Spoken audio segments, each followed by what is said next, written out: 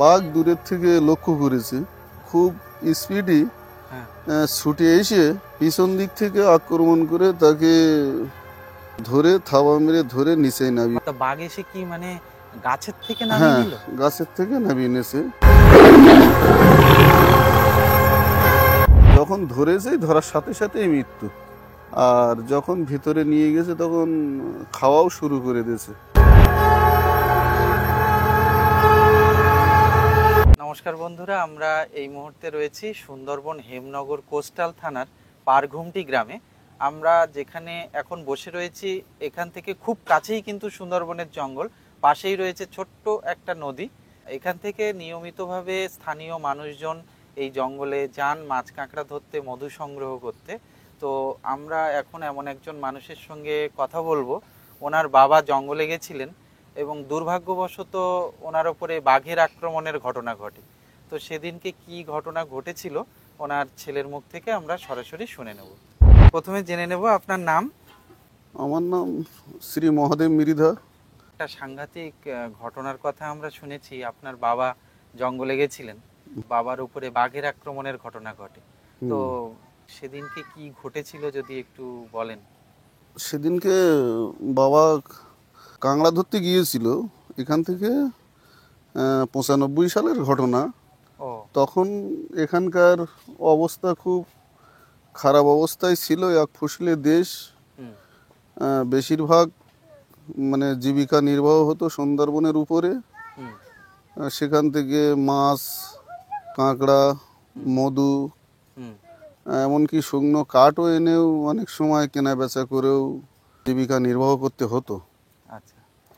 সেদিন বুধবার ছিল, তা কাঁকড়া ধরতে গিয়েছিল এরকম ষষ্ঠী সপ্তমী এরকম তিথি চলছিল, খুব মড়া গুণ, ভাটিকার গুণ, জোয়ার ভাটা তত একটা গতিবিধি ছিল না। এক নৌকায় কতজন ছিলেন ওনারা? ওনারা ছিল দুজন ছিল। আচ্ছা। বাবা ছিল আর বাবার ছোট ভাই ছিল। বাবার কাকা মিলে দু ভাই ছিল। আচ্ছা। তা ওনারা একটু দূরে গিয়েছিল কাঁকড়া সংগ্রহ করতে, তা কাঁকড়া সেখানে হয়নি। তা সেদিন বুধবার ছিল, ভাবছিল যে কাঁকড়া হয়নি। তা একদম পাশাপাশি আমাদের এই পাশেই তো ঝিঙাখালী বিট অফিস, পাশাপাশি ফরেস্টের পাশাপাশি। তো বলছিল যে ভাবছিল যে কাঁকড়া হয়নি, তা দুটো কাঠ নিয়ে যায়। তা সেই কাঠটা, জ্বালানি শুকনো কাঠ ভাঙার চিন্তা ভাবনা করে পাড়ের কানায় যে একটা শুকনো গাছ, বেশ ফুট 10 উঁচু হবে, সেই গাছটায় কাঠ ভাঙার জন্যে সেখানে গিয়ে নৌকাটা পাশে রেখে বাবা ওই কাঠ ভাঙতে উপরে উঠেছে।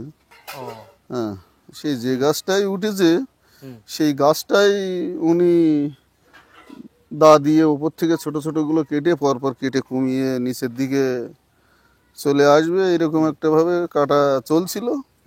এবার যখন কাটা চলছিল তখন ওই বাঘ দূরের থেকে লক্ষ্য করেছে, করে সে খুব স্পিডি ছুটে এসে পিছন দিক থেকে আক্রমণ করে তাকে ধরে থাবা মেরে ধরে নিচে নামিয়ে। বাঘ এসে কি মানে গাছের থেকে নামিয়ে নিল? গাছের থেকে নামিয়ে নিয়েছে। এবার ও মানে বুদ্ধিধর যেমন তেমনি হিংস্র। ও জেনেছে দূরের থেকে যে ওই গাছটায় আর ওনার আর ওঠার জায়গা নেই, মানে গাছটা যে 10 ফুট কমিয়ে কাটিয়ে কমিয়ে আসতেছে, নিচের দিকে আসতেছে। এবার ওই গাছটায় আর ওঠার আর পরিবেশ ছিল না, আর থাকলেও ও যে গতিতে এসেছে সেই গতিতে আর উপরের দিকে ওঠার পরিবেশ ছিল না।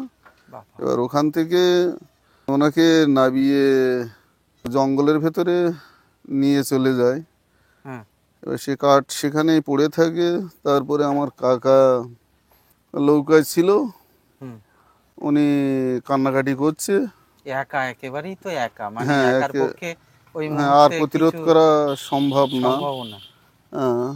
আর ওই এমনই একটা জিনিস, হিংস্র জিনিস, যে ও যদি মানে নিজের থেকে যদি ভয় না পায় তাহলে জোর করে কারো ভয় দেখানোর মতো মানুষ নেই।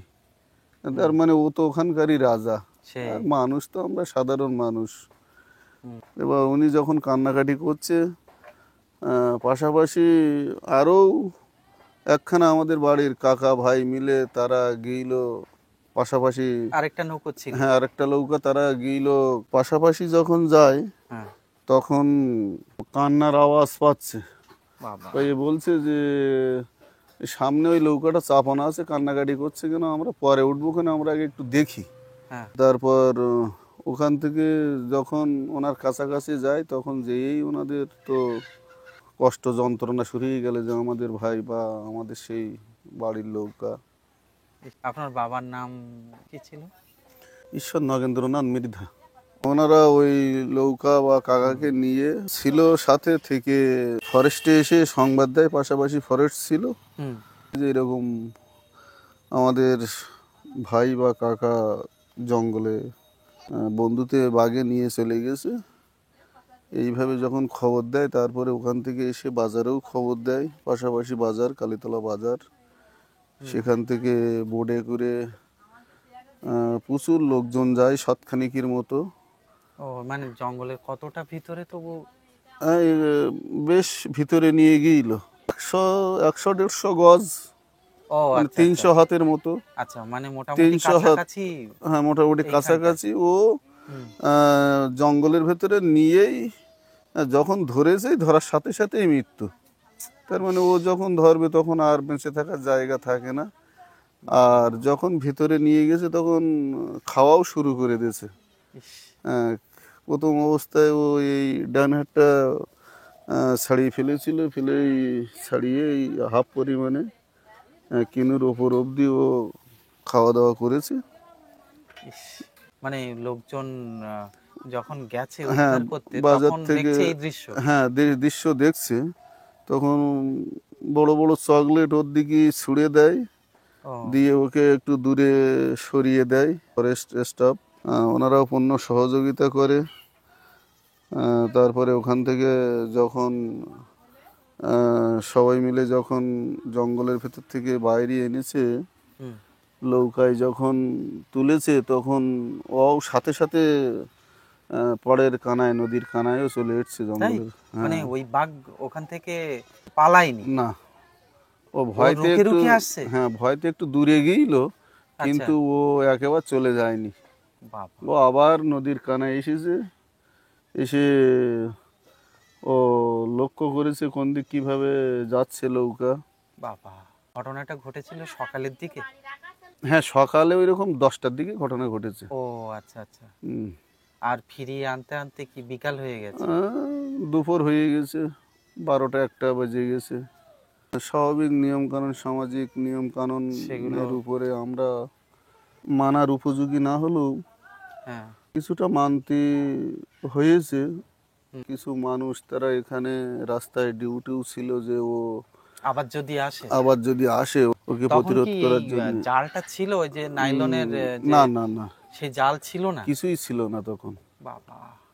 তারপর ওই রকমভাবে ঘটনা ঘটতে ঘটতে যখন একাধিকবার ঘটতে লাগলো, তখন ফরেস্টার তখন ওই গরানের কাঠ কেটে সিটের বেড়া দিল। ও অল্প কিছু জায়গাতে? না, পুরোটাই? পুরোটা এখান থেকে, এই নদীর থেকে সেই কালিন্দী নদী অবধি আচ্ছা, আচ্ছা, আচ্ছা। বেড়া দিল।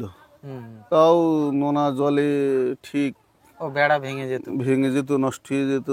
হুম। তারপর আবার কারেন্টের ব্যবস্থা করেছিল। ও হ্যাঁ, অফিসে জেনারেটর চলবে, জেনারেটরের মাধ্যমে কারেন্ট চলবে। আচ্ছা, আচ্ছা। কারেন্টও তখন বন্ধ হয়ে গিয়েছিল। তারপরে প্লাস্টিকের জাল দিয়ে এই বাঁশের পোস্ট করে হুম, হুম। এখন এটা প্লাস্টিকে কিছুটা অনেকটা নিরাপদ? অনেকটা সবারই ক্ষেত্রে নিরাপদ।